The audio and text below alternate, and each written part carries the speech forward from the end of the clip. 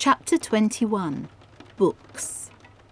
Whenever I read writers' autobiographies, I always love that early chapter when they write about their favourite children's books. I was a total book-a-day girl, the most frequent borrower from Kingston Public Library. I think I spent half my childhood in the library. It meant so much to me to borrow books every week. It gives me such joy now to know that I'm currently the most borrowed author in British libraries. In those other autobiographies, people mention maybe 6 favourites or select their top 10 fiction characters. I can't choose. I feel as if I'm juggling my way through thousands of books, standing in a stadium jam-packed with fiction characters.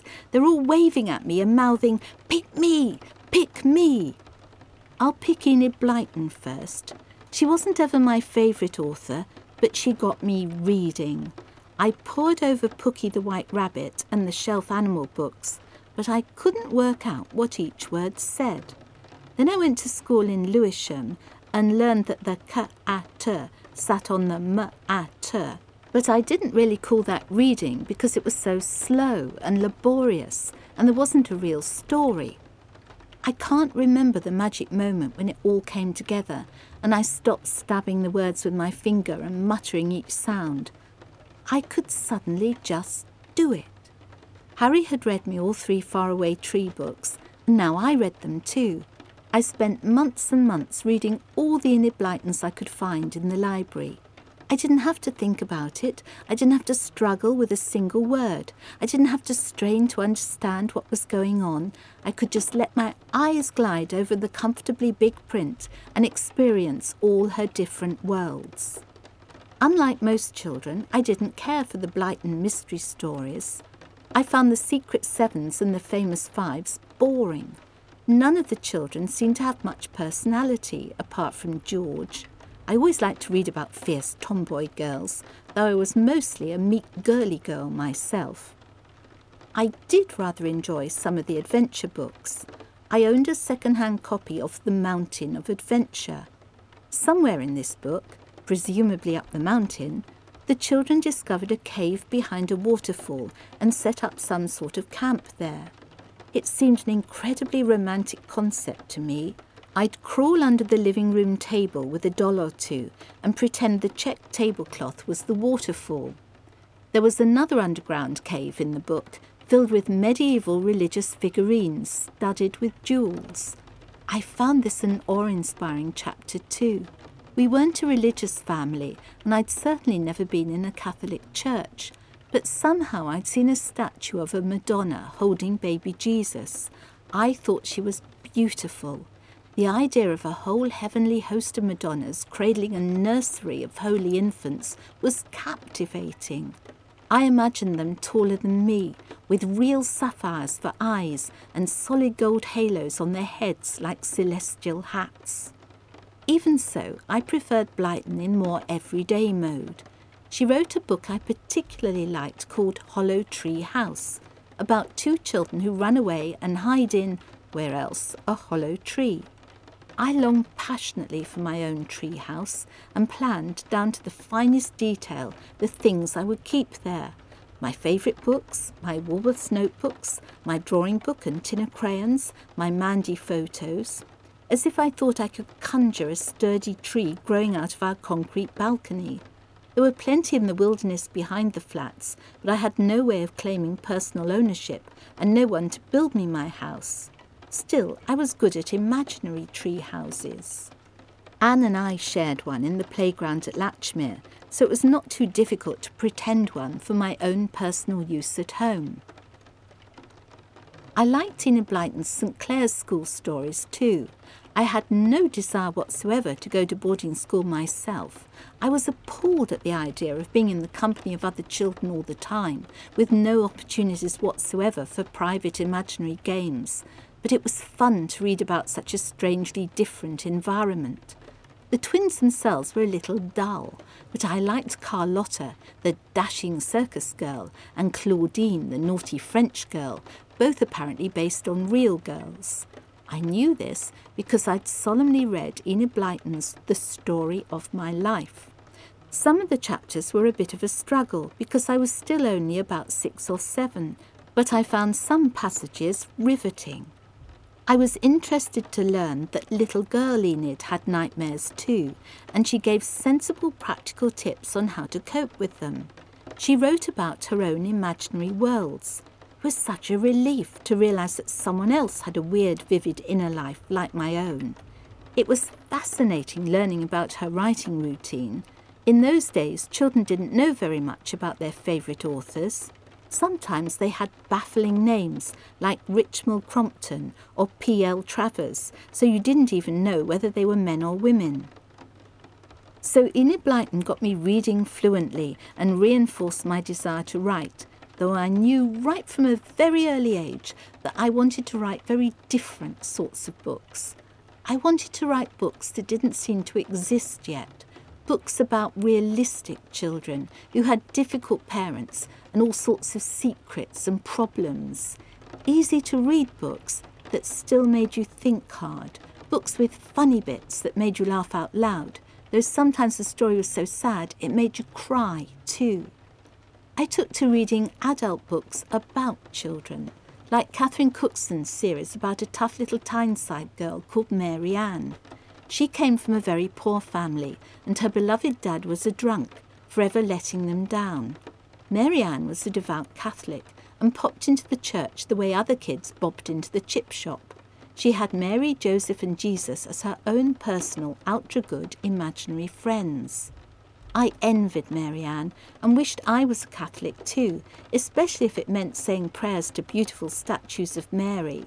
I'm not a Catholic. I'm still not at all religious, but gentle Madonnas, plaster, china, glass and wood, grace many corners of my house. The only book written for children that struck me in any way as realistic was The Family from One End Street by Eve Garnett. It's a story about a poor family. Dad's a dustman, Mum's a washerwoman, and there are 7 children. I wasn't so interested in reading about the boys, but I loved the 2 oldest sisters, Lily Rose and Kate. Lily Rose was lumpy and helpful and took her responsibilities as a big sister seriously. She helped Mum with her ironing, but had a terrible accident with the hot iron on a green artificial silk petticoat. Kate was thin and clever and passed her exams to go to grammar school. She was so proud of her smart new uniform that she insisted on wearing it on a day trip to the seaside, a big mistake. These girls seemed real to me, and they looked real too in Eve Garnett's drawings. They had straggly hair that stuck out at odd angles, their dresses had saggy hems, and they wore plimsolls instead of shoes, just like most of the children I knew. Not me, though. Biddy would have died if I'd looked like a child from a council estate. She had my hair viciously permed, so that I looked as if I'd been plugged into an electric light socket. She struggled to buy me new clothes every year.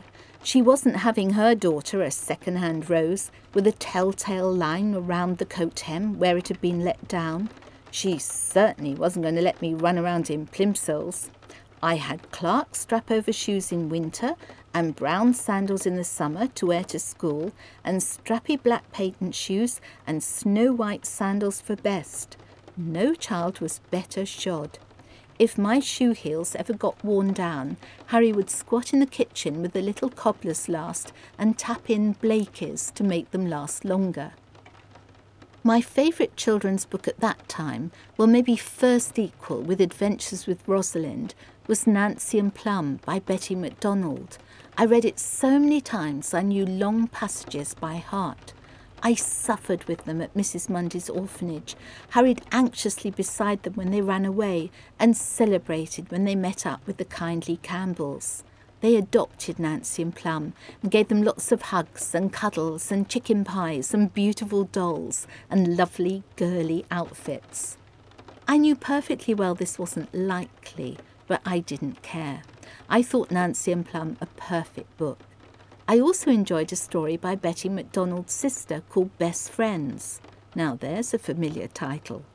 In this Best Friends, Susie makes friends with Coco next door, and they have fun together and share a tree house. Children's books in the 1950s sprouted veritable forests of tree houses. I didn't only like books about poor or underprivileged children. I loved all the Mary Poppins books about the solidly middle-class Banks children with their cook and their boot boy, and of course their magical nanny, Mary Poppins. I borrowed most of the Mary Poppins books from the library, reading them in reverse order and waiting weeks and weeks before I found the first in the series back on the shelf. I begged Biddy to let me belong to a book club because Mary Poppins in the Park was the introductory book, available for just a few shillings. She gave in, so I got my very own yellow Mary Poppins book. I took it to school and carried it around with me all day. I then received a book club book a month, none of which was so much to my taste. Kitty Barnes, Malcolm Saville, Lorna Hill, all very worthy popular authors, but they just didn't do it for me. However, there was one Pamela Brown book among the book club choices, and I'd soon read my way along all the Browns on the shelf in the library. I particularly liked her Blue Door series about a group of children who set up their own theatre. Pamela Brown wrote the first in the series when she was only 15, a fact that impressed me greatly. I wondered if any of my stories in my Woolworths exercise books would ever get published. They were mostly family stories about misunderstood children, surprise. But I also wrote about girls who could fly, sad Victorian tales about poor little beggar children, comical fantasy stories, melodramatic love stories, even a very long retelling of the story of Moses from his sister Miriam's point of view. I didn't really believe I had a chance of seeing my stories in print. It was a daydream, like some little girls long to be actresses or rock stars or fashion models.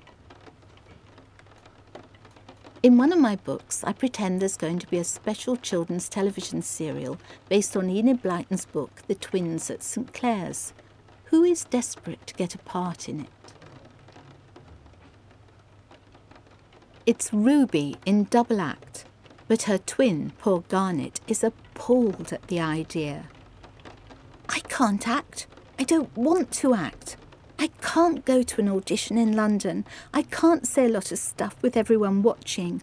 It'll be even worse than being a sheep. Why won't Ruby understand? She won't listen to me. She's rifling through the Twins at St. Clair's right this minute, trying to choose which bit we'll act out. Only I'm not going to act. I can't act.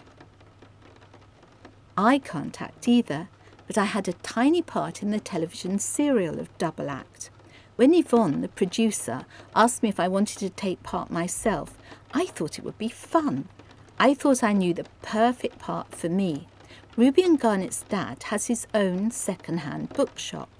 I am famous for my vast collection of books, around 15,000. There are shelves all over my house and a special little library, the bottom of my garden. I won't be able to read all my books even if I live to be 500, but I still can't stop buying them. So I thought it would be fun if I played a customer in the Red Bookshop. I thought it might make children chuckle if they spotted me in a dark corner of the bookshop, happily browsing. Yvonne had other ideas. She wanted me to play the fictional casting director who puts the twins through their paces at the audition. As she's been drawn in the book with short hair, flamboyant jewellery and extraordinary boots, I suppose it's easy to guess why Yvonne saw me in the part. But this meant I had to learn lines. I found this extraordinarily difficult. I just couldn't remember them, even though I wrote the lines myself. I managed to stagger through somehow, but decided I'd definitely stick to my day job, writing, in future. Chapter 23. More books. I don't apologise for another chapter about books, and it's a long one too. This is a book about books. I wouldn't be a writer now if I hadn't been a reader. I've told you about my two favourite books, Nancy and Plum and Adventures with Rosalind, but I'm afraid you can't read them for yourself because they're long out of print. I've mentioned Enid Blyton and Eve Garnett and Pamela Brown, but I think my favourite popular contemporary author was Noel Streatfeild. Her most famous book is Ballyshoes, a lovely story about 3 adopted sisters, Pauline, Petrova and Posy Fossil, who attend a stage school. Pauline wants to be an actress, Petrova aches to be an airline pilot, and Posy is already a brilliant ballet dancer. I wanted to be a ballet dancer too. I loved dancing and could pick up little routines quite quickly. I had read enough books about girls longing to be dancers to realise that I had ballet dancers' feet. My second toe is longer than my big toe, which means I could go up on my points more easily, and I have very high arches. I was sure this was a genuine sign that I could be a belle of the ballet. I wanted most of all to be a writer, of course, but I didn't see why I couldn't be a ballet dancer too. Anne Taylor did ballet, Mandy did ballet. "Well, you're not doing ballet," said Biddy. "I'm not tackling those costumes. It would be a ballet nightmare." She chuckled at her own bad joke. Biddy had done ballet herself as a small child. She was little and cute with curly hair, so she'd been chosen to be in all the concerts as a fairy, a kitten, a rabbit. Gar had made all her costumes. "We can't ask her to make your costumes now her arthritis is so bad," Biddy said firmly. "You wouldn't like ballet anyway. You wouldn't be any good at it. I wasn't." So I never got to try. I practised valiantly by myself for a while. I had a pair of pale pink pull-on bedroom slippers, and I pretended these were proper ballet shoes. When Biddy and Harry were at work, I hummed the Sugar Plum fairy tune and pranced up and down our flat, whirling and twirling round the table and the television, pirouetting down the hall, executing a daring leap up onto Biddy's bed and then sweeping a deep ballerina curtsy to myself in her dressing table mirror. Perhaps it's just as well I didn't have an audition. I picked up a lot of tips from Ballyshoes, but most of all, I liked it for all the realistic little details of girl life. It was written in the 1930s, so it was already dated when I read it 20 years later. I puzzled over the Fossil sisters' poverty when they lived in a huge house on the Cromwell Road and had a cook and a nanny, but I loved it that they were such real girls. They quarrelled and larked around and worried about things. I felt they were my sisters. I sighed over Pauline becoming swollen-headed when she had her first big part in a play. I suffered agonies with Petrova, forced into acting when she felt such a fool on stage and longed to be with Mr. Simpson fixing cars in his garage. I envied Posy as she glided through life, showing off and being insufferably cute.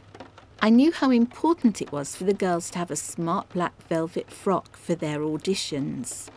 I loved the necklaces they got for a Christmas present from Great Uncle Matthew. I longed to go too on their seaside holiday to Pevensey. I knew without being told that it was definitely a cut above Clacton.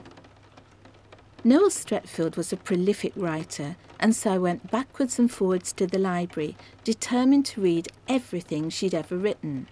I owned Ballyshoes. It was one of the early Puffin books, with a bright green cover and Ruth Jervis's pleasing pictures of the 3 girls in ballet dresses on the front. Those illustrations seem so much part of the whole book, Ruth Jervis was Noel Streatfeild's sister, that the modern unillustrated versions all seem to have an important part lacking. But at least Ballyshoes is still in print. Most of Noel Streatfeild's books have long since disappeared from bookshops and libraries. I loved White Boots and Tennis Shoes and Curtain Up. I was given Winnies Wonders as a summer holiday present. I remember clutching it to my chest so happily the edges poked me through my thin cotton dress. It was an agreeably chunky book, which meant it might last me several days. Noel Streatfeild edited a very upmarket magazine for children called The Elizabethan, which I subscribed to. Enid Blyton had a magazine too, Sunny Stories, but that was very much for younger children. I had to struggle hard with some of the uplifting, erudite articles in the Elizabethan, which was strange because Noel's books were wonderfully easy to read. She wrote some fascinating volumes of autobiography and one biography of her favourite children's writer, E. Nesbit.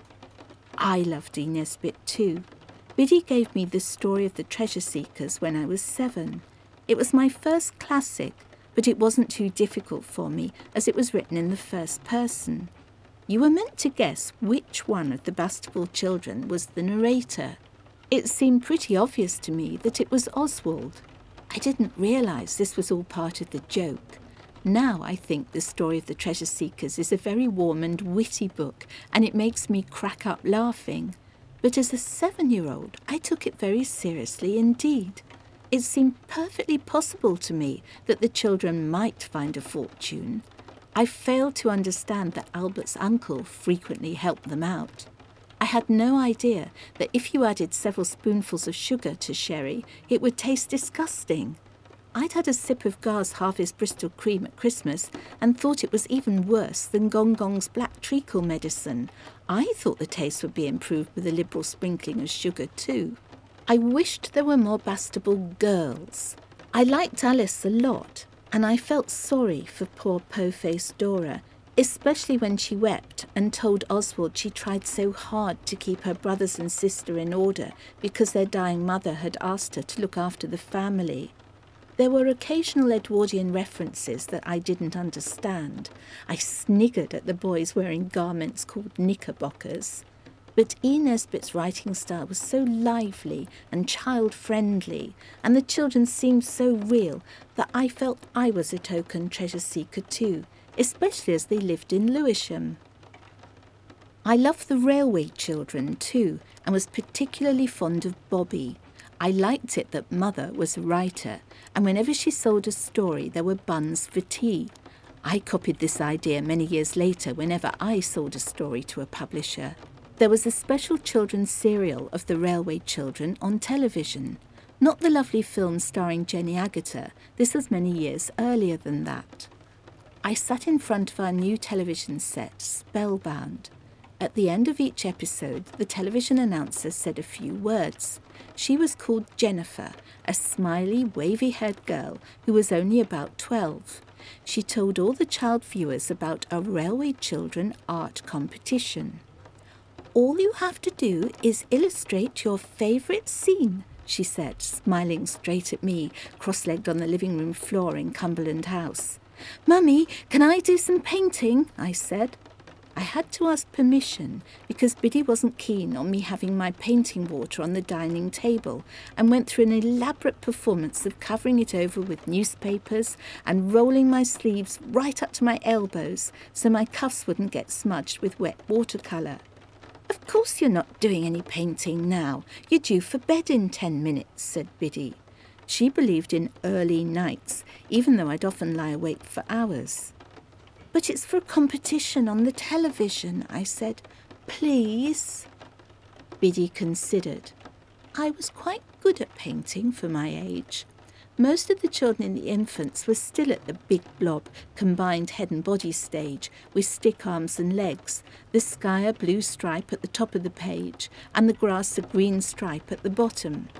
I'd copied so many pictures out of my books that I had a slightly more sophisticated style, and I liked giving all my faces elaborate features. I was a dab hand at long eyelashes, though I was sometimes too enthusiastic, so my people looked as if 2 tarantulas had crawled onto each face. "Have a go then," said Biddy, relenting. I was still having a go when Harry came home from work wanting his tea. "You'll have to wait for once," said Biddy. "Jack's painting." I dabbled my paintbrush and daubed proudly. I was on my 3rd attempt. I tried hard to draw a train for my first picture, but I couldn't work out what they looked like. I didn't have any books with trains in them. I'd seen the little blue Thomas the Tank Engine books in W.H. Smith's, but I didn't fancy them as a girly read. I made a determined attempt at a train, painting it emerald green, but it looked like a giant caterpillar. I took another piece of paper and tried to draw the train head-on, but I couldn't work out where the wheels went, and I'd used up so much green paint already there was just a dab left in my Reeves paint box. "Blow the train," I muttered. I drew Bobby and Phyllis and Peter instead, frantically waving red flannel petticoats. I drew them as if I was the train, rapidly approaching them. Their faces reflected this, their mouths crimson O's as they screamed. I got a bit carried away with the high drama of it all, sloshing on the paint so vigorously that it started to run, and I had to blot it up hurriedly with my cuddle hanky. The finished painting was a little wrinkly, but I still felt it was quite good. "Put your name and address on the back carefully," said Biddy, "and put your age." I did as I was told, and she sent it off to the television studio at Alexandra Palace the next day. I won in my age category. It was the only time I won anything as a child. They didn't send my painting back, which was a pity, but they sent a Rowney drawing pad as a prize. I've felt very fond of the Railway Children ever since.